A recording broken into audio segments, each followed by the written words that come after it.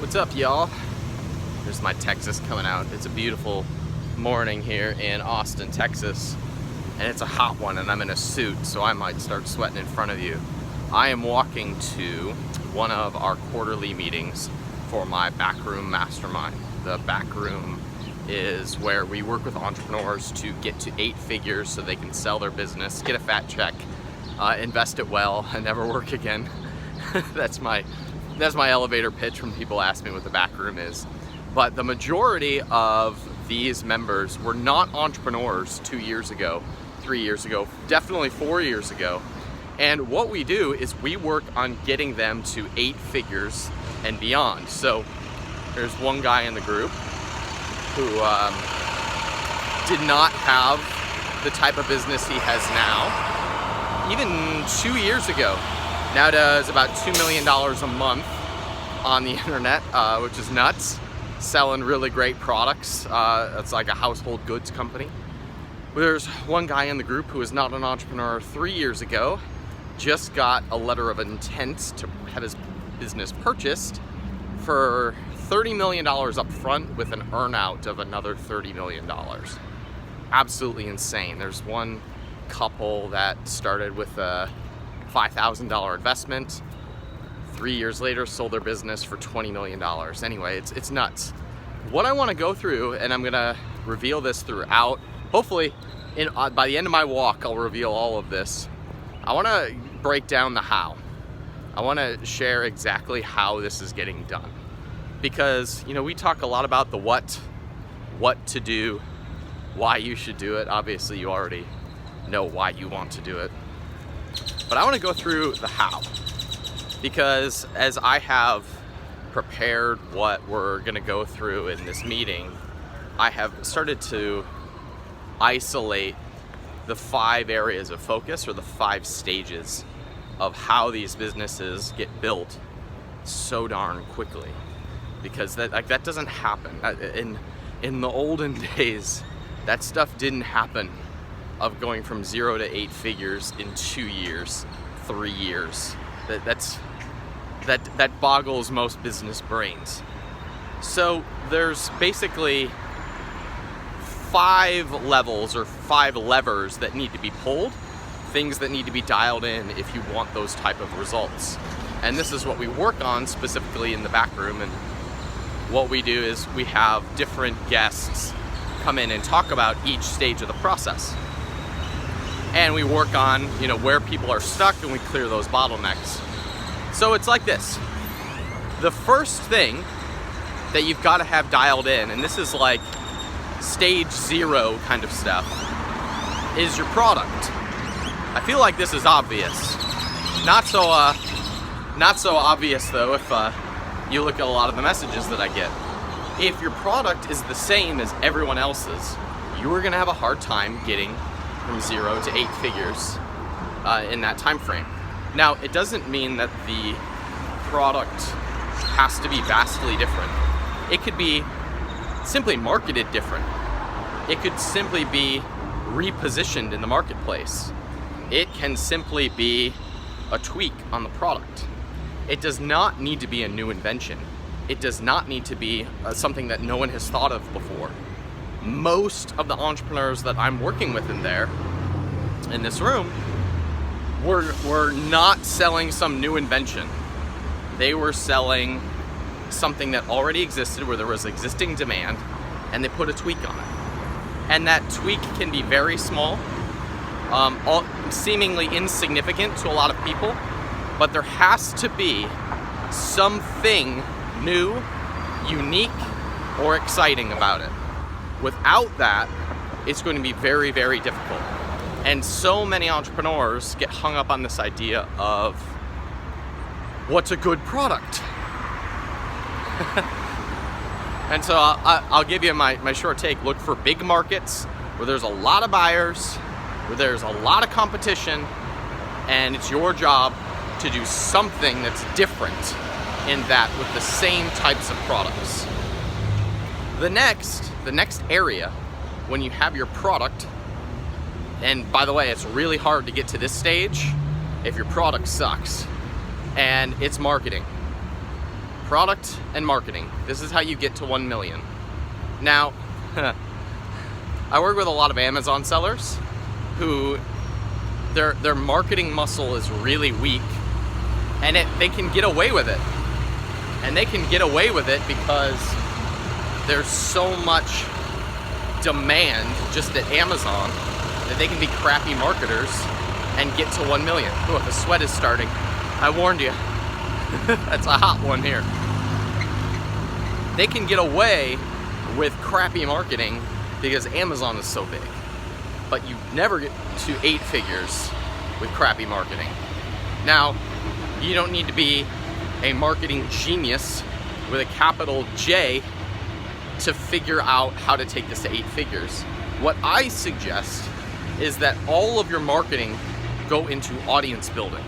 My favorite strategy right now is running Facebook traffic to Messenger, using Messenger to get email addresses, and then following up with product launches to your people through Messenger and Facebook, or Messenger and email. That's a story for another day. But these strategies will change all the time. The beauty of this is that your competitors are so bad at this.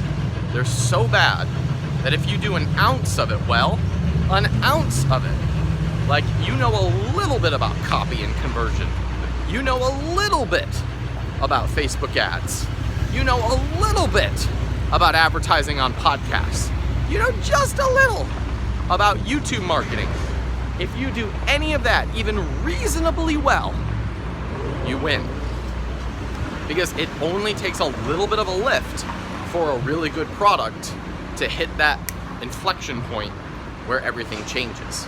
Hard to do with a crappy product, but if you've got a good one and you go get the audience and you put a good product in front of a ready audience, things change very, very quickly. So that's number 2. Number 3 is cash flow management. Now, most people overlook this, but when you are growing, you don't get to take money off the table. All of that gets rolled back into more growth, more marketing, more product, more inventory, and that's going to take management. Now, most people will neglect this until they get to the stage where they need it, and so they start reacting or they stay stuck. So there's a couple things that you can have dialed in ahead of time if you want to be ahead of the curve. The best source of cash flow management in the world right now, I think, is Amazon lending. Holy Moses, it's beautiful. It's non-recourse debt. It's cheap capital. It comes out of future payments. It's just absolutely beautiful. So, good morning. So the cash flow side of things can liberate you or it can free you up, because I would rather have a small piece of a really big pie than no pie. And that is why I have changed my tune over the last few years on debt and investors. I think they can be an incredible tool to getting to the level that you want. Most people are afraid to take on debt or investors. I think they're massively overlooked. When you have the first 2 pieces, your product and your marketing dialed in, I have absolutely no problem taking on debt or investors in order to go faster. In fact, sometimes it's necessary. So cash flow management, staying lean, and funding the growth. That's part 3. And then the final piece is systems and team. I am not a systems-minded person, at least in the sense of writing documents and processes. My brain just doesn't think that way. So I give this to my team, and I have my team do this. Your team, as I have found, the people that you're around consistently, the people who are mentoring you, the people that you're associating with, the people that are on your either contractors, employees, if they suck, your business sucks. If you suck, your business sucks. At the end of the day, pretty much every investment comes down to people. Every business comes down to people.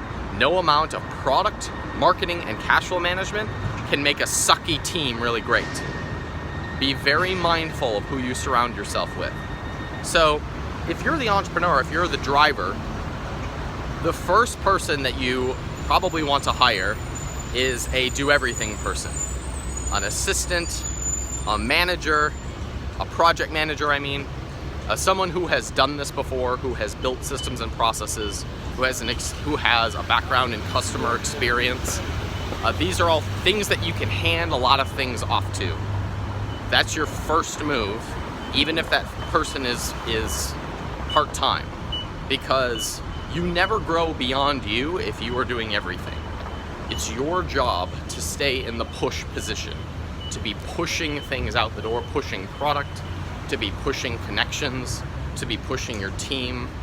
These are all things that you need to be doing as a CEO, as a founder, not all of the grunt work that a $20 an hour team member or even an outsourcer could handle for you.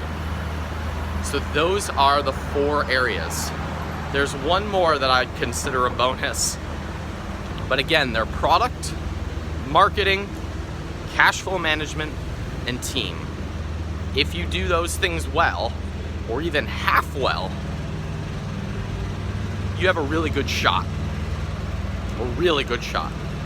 And I would be willing to bet that if you're stuck or struggling, it's that you haven't dialed in one of these areas. And they're kind of sequential. You can't do much marketing if you don't have a great product. And there's no real need dialing in cash flow management if you don't have something to scale.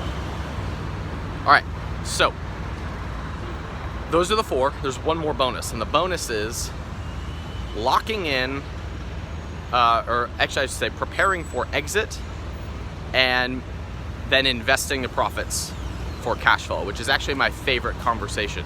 And over here, there's some of my Backroom members crossing the street, about to enter into our meeting. But when you have your exit, when you're preparing to sell, or you are taking profits off the table and you're investing them for passive cash flow, that's when you're free. That's when your mind's clear. That's when you're done working forever. And that's where I think most of you want to be. And that's a separate conversation. It's something that I really enjoy talking about. I wish I gave myself the opportunity to talk about it more. And that'll probably come in the future. But that's the 5-part process, if you will, of how so many people have hit these results so quickly. All right, I am walking into the meeting now in our offices here in Austin. So I'm gonna sign off for now. Let me know if this was helpful in the comments, and I will share more if you have questions or if you enjoyed this. Thanks for watching.